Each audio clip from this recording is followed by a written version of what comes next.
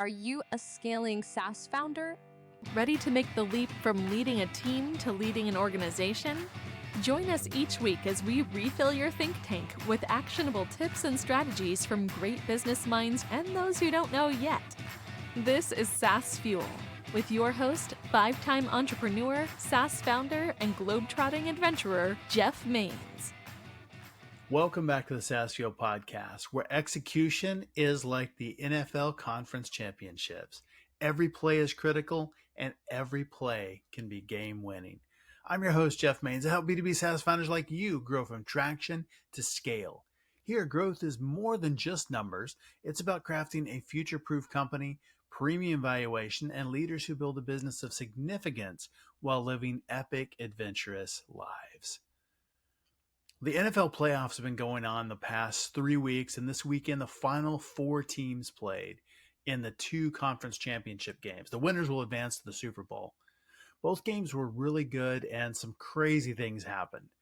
In one, a quarterback threw a 15-yard pass to himself. How does that happen? We'll link the replay in the show notes. It is just ridiculous. In another, an interception, it was just a sure interception. Went right through the defender's hands, bounced off his face mask into the receiver's hands. Again, crazy. Unpredictable, but that's the fun of it, right? Emotional highs and lows, both for the fans and the players as well. Both of those plays were notable because of mistakes, and there were dozens of other mistakes and dozens of great plays. Big shout out to the 49ers and Chiefs. It's going to be a great Super Bowl and a rematch of 2020. All 4 teams were exceptional. The Cowboys are out. I was hoping that the Lions would make it because I just love a good underdog story. And their coach, Dan Campbell, is a solid guy and from Texas as well. So you got to love that. But business parallels gridiron of football amazingly well. Every play relies on coordination and split-second timing, where each player's precise execution contributes to the team's advancement downfield. If everyone does their job flawlessly, every single play is designed to score. Of course, not every play does, right? It'd be boring. But similarly in business, aligning diverse players in different departments or roles toward common goals is a lot like running a well-planned play on the football field. On the football field, every lineman, receiver, quarterback, running back, everybody has a specific role. Yet their actions are interdependent and they're independent as well. They have to do their own thing. And each player has to trust their teammates will execute their assignments flawlessly. Now, teammates are very dependent on each other for success. And this level of coordination is what businesses strive for when aligning cross-functional teams. Here's how this plays out in the corporate world. One is having a clear playbook and defined roles. Just as in football, every player knows their role on each play. And that can be the same on some plays. It can be different on other plays, but everybody knows their role. They know what they're supposed to do. And in business, clarity in roles and responsibility is absolutely key, just like being on the field. Each team member should know not only their task, but also how their role fits into the larger strategy. And this clarity minimizes overlaps, gaps, and ensures a cohesive effort towards the common objective. Think about this, back to football. Imagine telling an lineman, just stand there and get in the way with no other context. That's weird. That's a thing. But context matters. Every player has to understand how their role fits into the big picture. Why do they matter? And it's really important that your team knows that as well. Second is trust and communication. On the football field, players trust that everyone knows and will execute their part. Similarly, in business, fostering trust and open communication across departments ensures that everyone moves in sync. Regular check-ins, transparent sharing of information, that's a tough one, and collaborative problem solving. Now, those are hurdles where strategies are formed and refined. Second, trust and communication. On the football field, players trust that everyone knows and will execute their part. Similarly, in business, fostering trust and open communication across departments ensures that everyone moves in sync. Regular check-ins, transparent sharing of information, it's tough, and collaborative problem-solving sessions are the huddles where strategies are formed and refined. Number three, agility and adaptability. A football team has to adapt quickly to the changing dynamics of the game, and those can change instantly. We saw a bunch of that this weekend. In business, cross functional teams need to be equally agile. Market conditions, customer needs, technology can evolve rapidly, and teams must be ready to pivot their strategies, just like a quarterback might change the play at the line based on the defense he faces. In this model, the role of leadership is akin to that of a head coach, guiding the overall strategy, making crucial decisions, and ensuring that every part of the team is aligned and motivated. When cross functional teams in business operate like a well coached football team, each playing their part to perfection, the organization moves steadily towards its goals, maximizing gains play by play, project by project, sprint by sprint.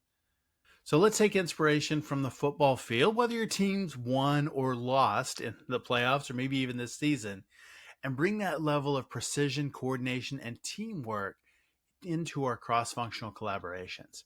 Here's to playing a winning game in the business world and an awesome Super Bowl.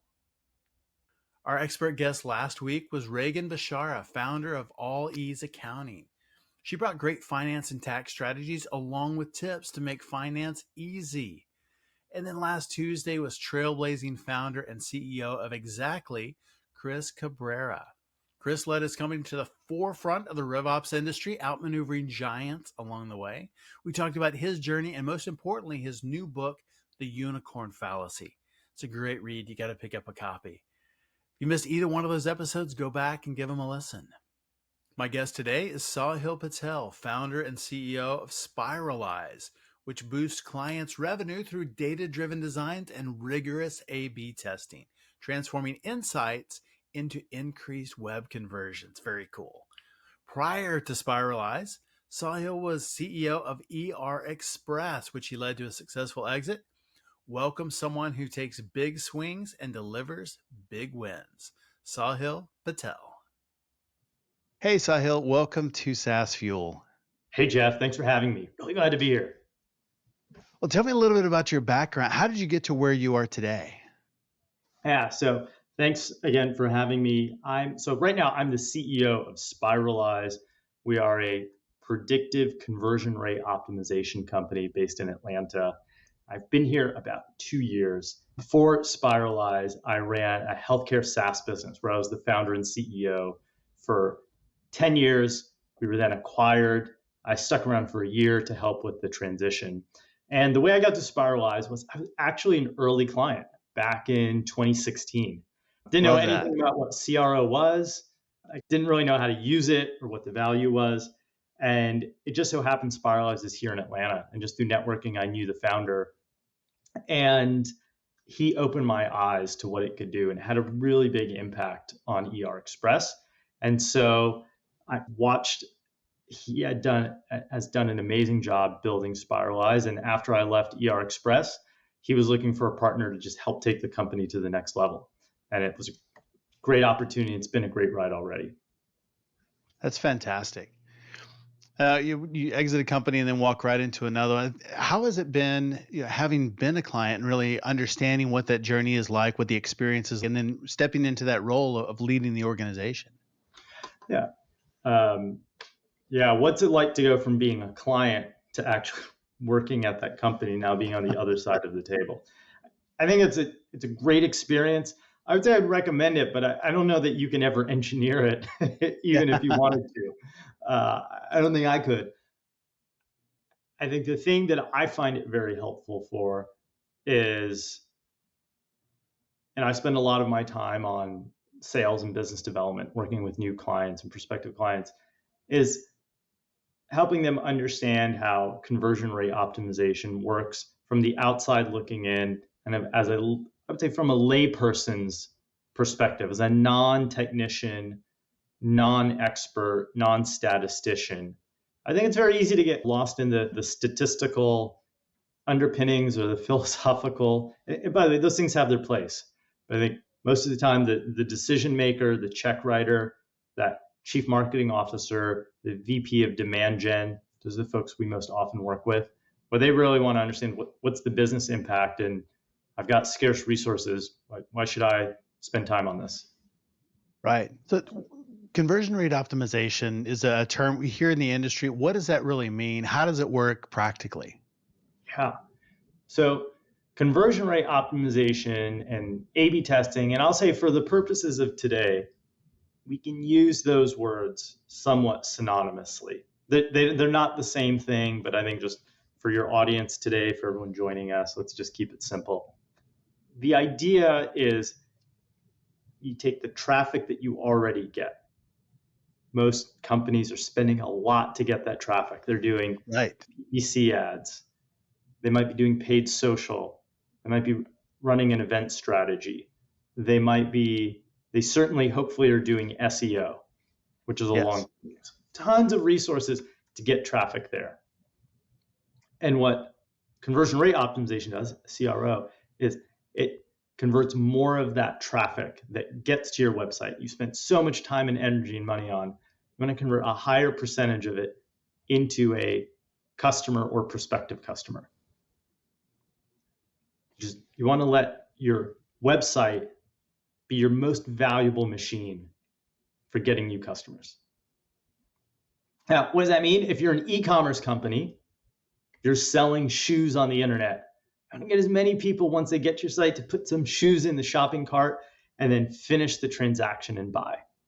Right. If you are a B2B SaaS company, by the way, that's our customer, B2B SaaS. Nice. You want them to typically do one of two things that are most valuable. First, if you have a free trial, typically if you're a kind of product-led growth type of company, you're going to get as many people actually starting that free trial because that's the beginning of the customer journey. Right. Number two, if you are a sales-led or at least have a sales motion, you want as many of your audience to click that and fill out that talk to sales, get a demo call to action. Now, there's lots of other ways to engage and convert your audience to read content, download content. Those are really important. But if I had to focus on what drives actual revenue impact for our customers, it's turning that website traffic into prospective free trials or sales meetings. Absolutely. And that makes a lot of sense. And a lot of us don't do that exceptionally well. We get website traffic and conversion. Some of it, I think we don't think of ourselves like an e-commerce company does, where that they're really focused on getting traffic to the website and through that funnel, whatever it is.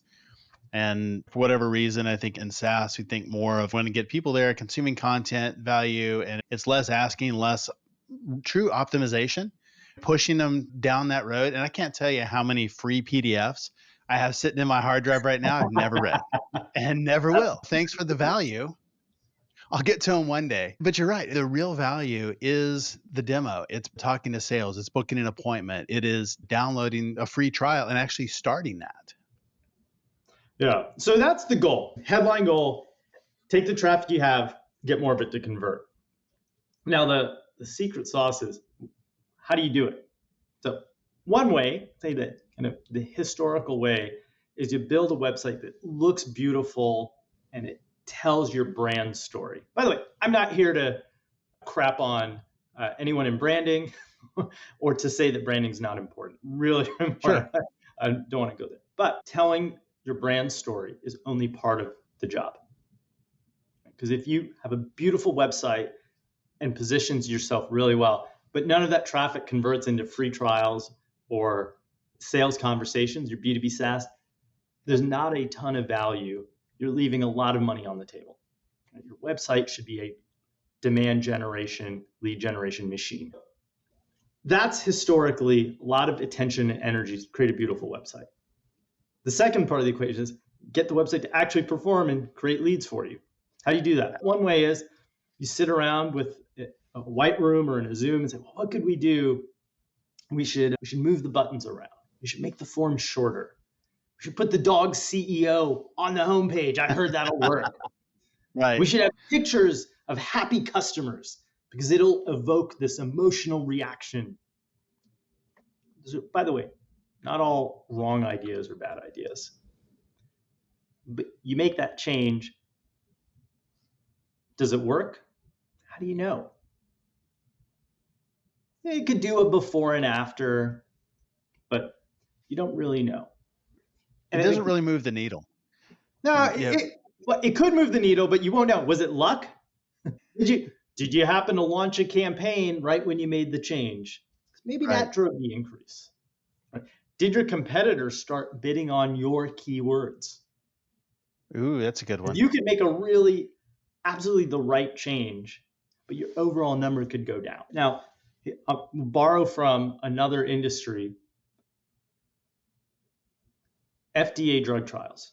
Right? Considered the gold standard in knowing, does this medicine work? You have a new drug. You're not going to put it out in the market before you put it through a drug trial. And when you do a drug trial, what do? You get two groups of people. You want to make sure that they're very similar, right? Similar distribution of men and women and age groups and whatever. And then you randomly give half of them the placebo and half of them the drug. And ideally, they don't know which one they're getting. And then you measure which one made the difference. It's interesting because sometimes people who get the placebo get better. It's called the placebo effect. Right. So you're trying to separate out the placebo effect, trying to separate randomness and measure, is there meaningful difference for the people that got the real drug and the people that got the placebo? And that's what conversion rate optimization and what A/B testing does. It takes your traffic. Let's say you have a start your free trial page and you have 1,000 people coming to that page every month. Use just round numbers. What we're going to do is create two versions of that page. And 500 people, will get the placebo, your normal version of the page. 500 are going to get a different version. This is the experiment, the variant in the experiment. And the traffic split is going to be random. So if you get a lot of people coming from an ad campaign, it will affect both populations equally. I should say sample, not populations, both samples equally. If you get a lot of people that come on weekends, that'll be in both parts. They will help reduce the bias. And then we're going to measure it and say, okay, out of 500 people, maybe you had 100 people do the free trial in the control, placebo. And on this one, you had 150 people sign up for the free trial. You want to run the test long enough. It wasn't chance, pure luck, that the variant worked. Let's not go too deep on the stats for the moment. And we're going to do that over and over again, not just once, not just twice, and run lots of variants. Because it could be the imagery, it could be the copywriting, the benefits, the value props. It could be the overall composition. It could be how you organize the form or what you put on the form. You want to test all those variables till you find the optimal, the highest conversion rate. That's what we do for our clients. Now, let me stop there and I'll talk about, there's a lot of companies that do it really well. We do something that's exceptional and unique. But before I go into that, let's just talk about, let me stop there because you might have questions talking about what is this? Why do people do it? What's good? What's good CRO? What's bad CRO? How quickly can you make those changes? And once you decide one's working better than another, do you just go with that one and you've got another challenger? And so you're constantly running these experiments? Yeah. So to get the best results, you want to do what you just described. You should be you should have a bank of test ideas that you're ready to launch. So you run a test, you find a winner, you make that the new control, and then you run the next test right behind it. Easier said than done. The reason you want to run continually is that testing is a cruel game.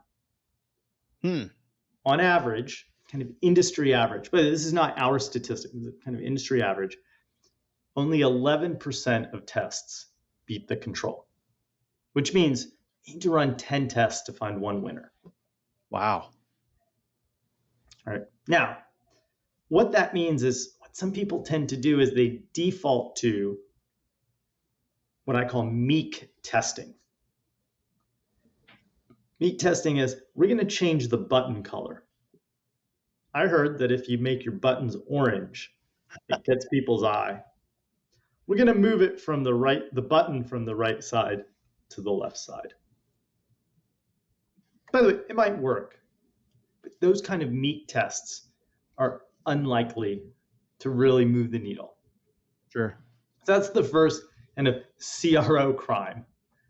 The second CRO crime is relying on anecdotes. Now, if you have nothing else, kind of an anecdote is not a bad place to start. So Russell Brunson did it this way. So therefore, this is how I should lay out my page.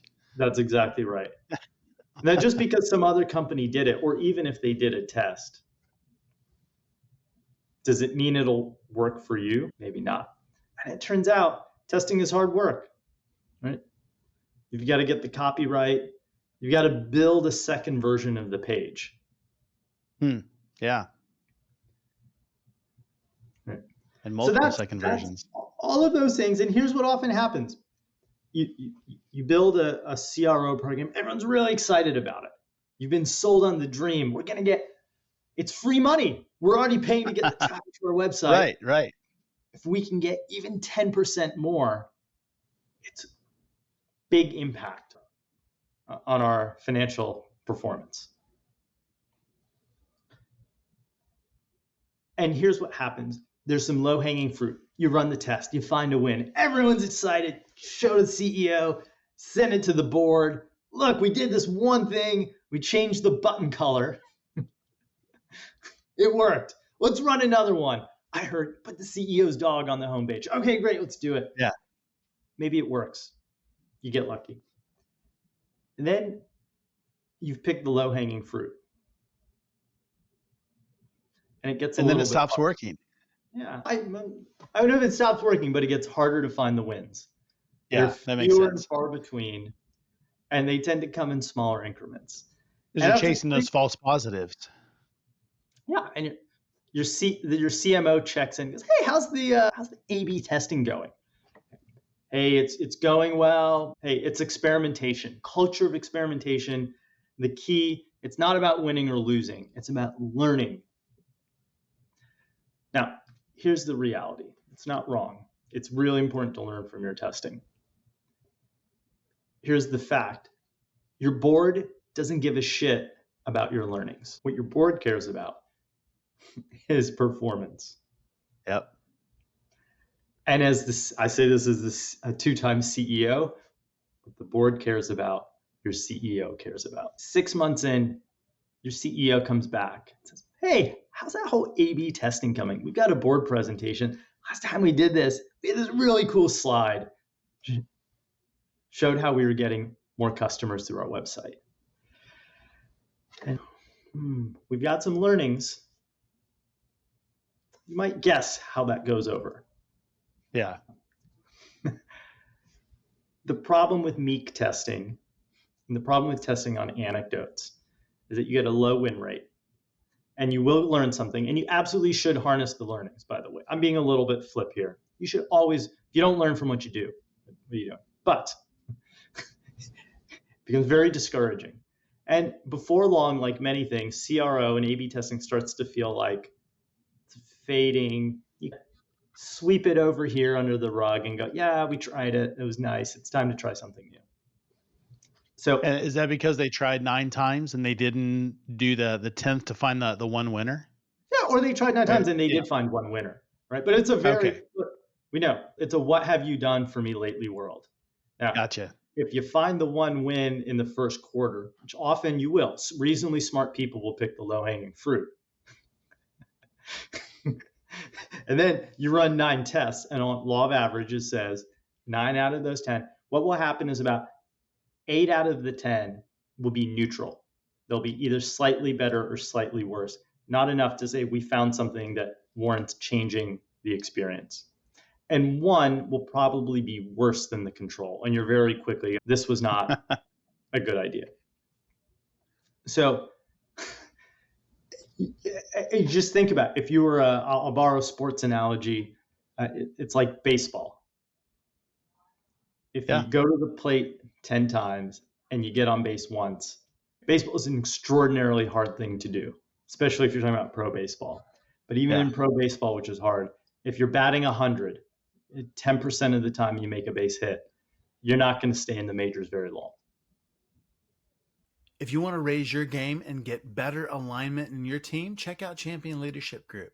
It's the ultimate resource for SaaS founders and C-suite executives to continue to develop themselves, scale their companies, and never walk alone on the journey. We're kicking off a new growth accelerator, Scale Up, this month, and I would love for you to be a part of it. You've navigated the startup storms and emerged victorious. Now it's time to elevate from success to significance, from traction to scale. No fluff or wasted time, just the high impact strategies you need at the right time. We focus on capital efficient growth, profitability that lasts, and achieving the kind of valuation that's not just impressive, but impactful. You'll gain access to a network of peers, custom growth map, and the new SaaS Fuel operating system that aligns your team to focus on what really matters. If you're ready to crank it up to 11, visit championleadership.com. It's where leaders evolve and companies transform. Yep. Same is true for A/B testing. If you bat 100, you're the excitement, the enthusiasm, the funding. So that's the prime. It sounds like I'm beating up on A/B testing. It's difficult. The win rate's low. People do these Meek tests or they do anecdotes. They don't realize, why on earth would anyone do this? And their conclusion is, it doesn't work. Yeah, I can't. Yeah, it doesn't work. They're all the same. Yeah, it doesn't work. Yeah. And the old cliche, 50% of MarTech spending is wasted. We just don't know which 50%. This must be in that 50%. Yeah. Now, here's the thing we found. By the way, we found this through a lot of trial and error, because we're smarter than anyone else. One, to win big, you got to swing big. So we don't bother with Meek testing. Now, is there a place for small, subtle, precise things? Yes. But that should be a small piece of the pie. You want most of your testing to be big swing tests. Reimagining the experience. The big swings are the ones that get big wins. That's number one. Number two, whenever possible, get data, which means more than an anecdote, more than an N of one, on tests that other companies have run. Because your best predictor is not copying blindly what your competitor did. By all means, benchmark, do research, look at your competitors, of course. But if you can get some aggregate data, by the way, it doesn't have to be big, but even a small sample of tests. So you have some sense for, has this test been run multiple times? If it has, immediately provide some validation. It turns out if you run a test, if a test has been run multiple times and it's won, your odds of it working for you go way up. That's a hard place for a lot of companies because they don't have that background of data. They haven't run all those tests. And it would really be pretty amazing if there was a place where you could get that and build on other people's successes instead of start from zero. That's right. And there's a lot of ways to do it. And your listeners are smart people. They probably are guessing where I'm heading here is to say that Spiralyze is the place that you can get it. It's absolutely true. I don't want to use your podcast as a 45-minute commercial for Spiralyze. I'll give away the ending to the movie. That's what we do. That's our secret sauce. I think what's more interesting, though, for the users is what options do they have? Should they chuck the CRO program? Should they do CRO testing on their own? Should they hire a partner? Whatever they do, how do you make it worth the investment? And let's put aside what Spiralyze does. I think if anyone's interested in it, go check out spiralyze.com and you can figure out if it's a good fit for you. Here's what I would do. The first thing is, don't settle for Meek tests. Right? Button color changes, moving commas around, you can do better. Right? Nothing should be off the table to reimagine the whole page. It's number one. Number two, there are places you can go to try different tests and look at. And a great thing to do is your end but doesn't need to be in the thousands or even in the hundreds. What I would do is pick 10 companies. By the way, this is a great assignment for an intern or an entry-level employee. Okay? Pick 10 to 15 websites. Don't pick ones just in your vertical, by the way. Good advice. You can learn things from other companies. Now, look, what an e-com company does, what booking.com does, is it relevant to you as a B2B SaaS company selling cybersecurity software? Probably not. Okay. But if you're a cybersecurity company, for example, go pick 7 or 8 cybersecurity companies. I would say then go pick 7 or 8 companies that sell to a similar audience. And by that, I mean, they might sell into the IT or the IS department of enterprise companies. Yeah. Okay. There's a lot of companies in that space, not just cybersecurity. Hey, if you are selling HR and payroll software, you can find 5 or 8 companies that do it, but also find 5 or 8 companies that maybe sell into HR, even if they're not payroll software.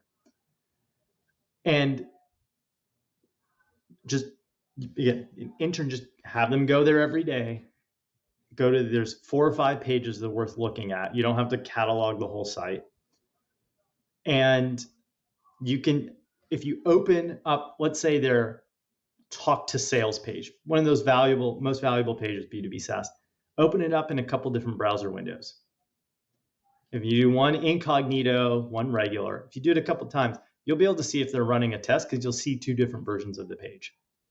Screenshot it, save it to a file, put a couple notes on what's different.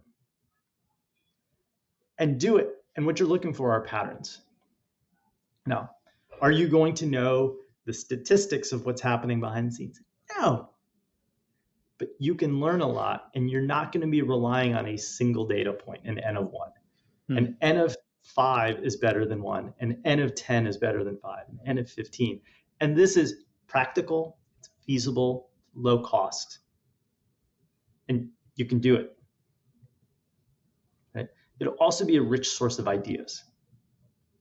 Because there's many more ideas outside your 4 walls than there are inside your 4 walls. Yeah. That's really good advice in being able to see what's out there and just getting different ideas.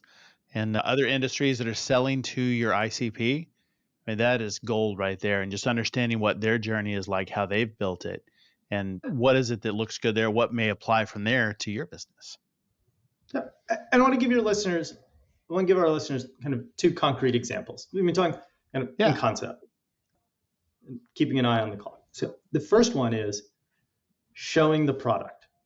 Right? So it's amazing in B2B SaaS how often B2B SaaS companies, myself included, don't show their product. Now, let's borrow from another industry. Imagine a car ad.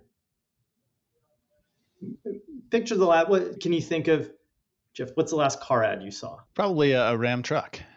Yeah, a Ram truck. Awesome. Yeah. Okay. We can all picture what the Ram truck ad looks like. It's a big truck. It's probably climbing a mountain road or a desert. God, does anyone in the audience drive it on that? A small sliver.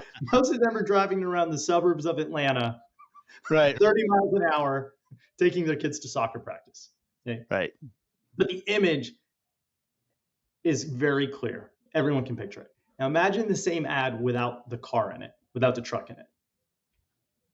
You'd be like, what is this? A picture of a desert. It's a campground with people using camping equipment. Now, the analogy in B2B SaaS, what are people buying? They're buying your product. What gets them excited? Let me tell you, it's not seeing happy people in a conference room going. Right. These stock images of happy people. I don't know. I've never been to that conference room. Sitting in a conference room brings people joy. It's the opposite. It drains the life out of everyone.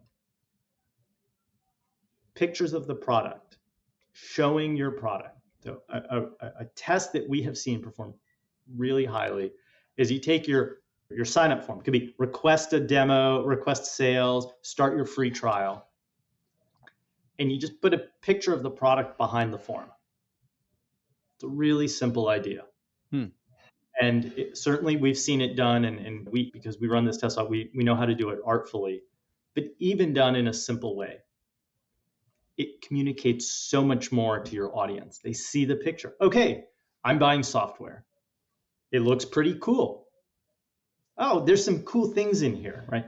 And I don't think you have to have a long conversation with the product marketing team to say, give me the screenshot that creates the wow moment when we do a demo for prospects. Yeah. Your sales team knows what it is. They do. Yep. Your product marketing team knows what it is. That's what you pay them Absolutely. for. Get that screenshot. Put it behind your form. It's a great test to run. By the way, we didn't come up with this idea. I just want to be really clear. Like, I wish we had. There's a company called Smartsheet. They make an awesome product. And they were the first company we saw run this test. And we shamelessly stole it. So if anyone from Smartsheet is out there, thank you. Incredible idea. And I don't know, maybe they borrowed it from someone else. But what I know is borrow from the best. Yep. If something works for someone else, I want to run the test. It doesn't mean I'm going to blindly just implement it, but I'm going to run it. So that's the first idea, show your product. There's a lot of ways to execute it, but you're going to communicate so much more and create excitement and intrigue. Now, one thing we like to do is we add a little bit of blur to the product screenshot. And I think of it like if you're checking out a car, not buying, you're in the parking lot, you see a cool car. You kind of want to, like, I walk by and I look in the window a little bit, not in a creepy, weird way. There's a little bit of, there's tint on the window and there's a little bit of, what does the inside of that car look like? Yeah. That's the emotion you're trying to create. All right, that kind of, hey, I can't quite see what's happening here. It looks cool. Okay, I'm gonna fill out this form, whatever. I'll put in my email address and I'm gonna get to see something cool. So that's number one. The mystery, the intrigue. Yeah, I've got to know that open loop. Yeah, let your product do the sell. The second one I would do, give your team, this is a great exercise to do with your website, is I think all of us in marketing, we build a landing page. We hire an agency to do the PPC ads. We torture over the ad copy. And then we make this landing page and we go, hey, more is more. The SEO industry has fed us, put lots of copy because it'll rank better. Sell the product features, sell the benefit, sell what's different from competitors. You end up with this really dense page. And a great exercise is take your two places I do it on your homepage, do it on your landing pages. Right click in a Chrome browser, Google Translate, and pick a language that no one on your team speaks. Arabic, Urdu, Hindi. I say that, I'm Indian, so that's one of languages that I know most people around me don't speak or read. More importantly, put your homepage in Arabic, put in Urdu, and then have a couple. Ask your spouse, ask a couple of friends to guess what your company does, and it'll show you how much lifting the words do, versus the images. Okay, we think that people are going to pour over the landing page because we put so much blood, sweat, and tears into it. But the reality is they're going to skim it. They're going to look at a couple things.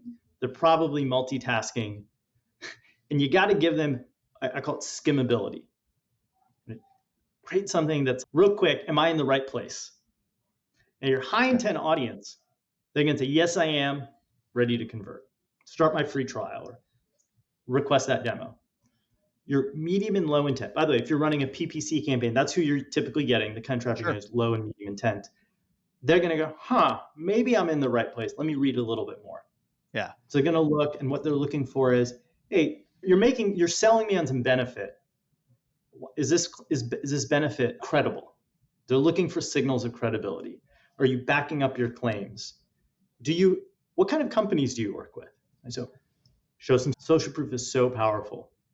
There's no one thing that's going to work for everyone. And so experiment. You could run a test. We've often found combining forms of social proof has the biggest impact. All right. So 3 tests I love to run is run a test with your client logos. Right? You want to pick representative but impressive logos that people have heard of. Now, if you're a smaller company, you may not have a lot of those. It's okay. I've been there too.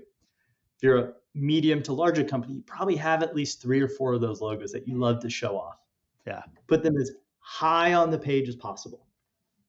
2, I'll run a test with just logos. Then I'll run a test with logos plus a testimonial from a customer.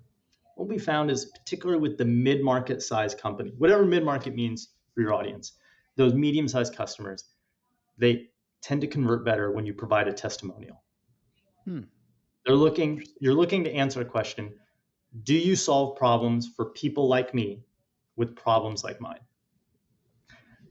Third, I love to run a test with those and then also adding trust badges. There's a ton of trust badges out there. There's no one that's going to work for everyone, much less your audience. It's going to take some trial and error, or ideally A/B testing, to know, does your audience put a lot of stock in G2 or Capterra?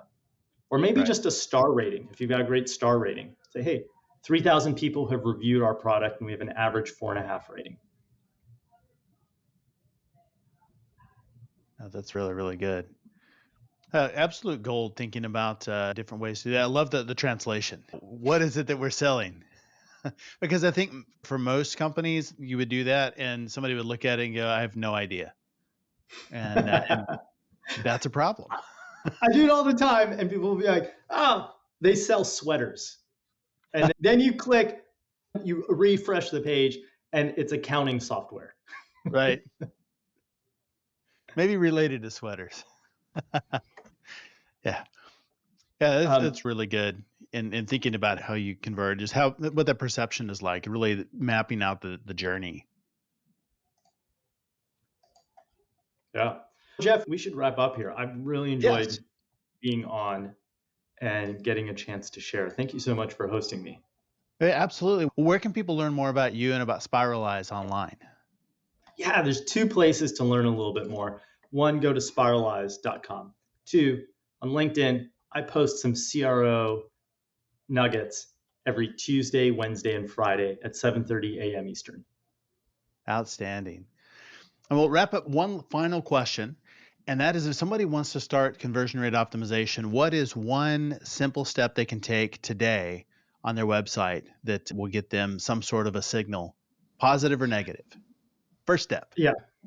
The very first step I would do is just measure how much of your audience is converting. Right? So before you implement a CRO program or anything like that, or hire some people, you don't hire an agency first. Just take stock of, hey, today we get 100 people visiting the site. What percentage of them actually fill out that form?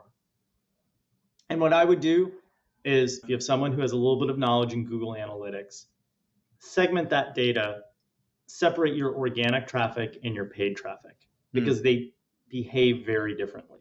Yes. Your organic tends to be very high intent. Your paid is going to be, I would say, low and medium intent. That's really good advice.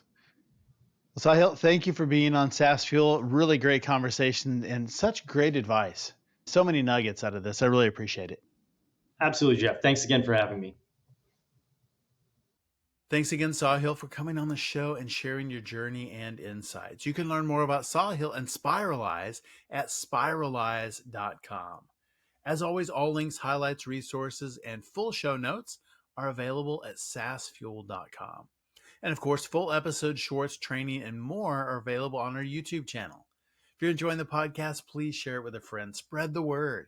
Everyone who shares this week gets a touchdown toaster. It burns your favorite NFL team's logo right onto your morning toast.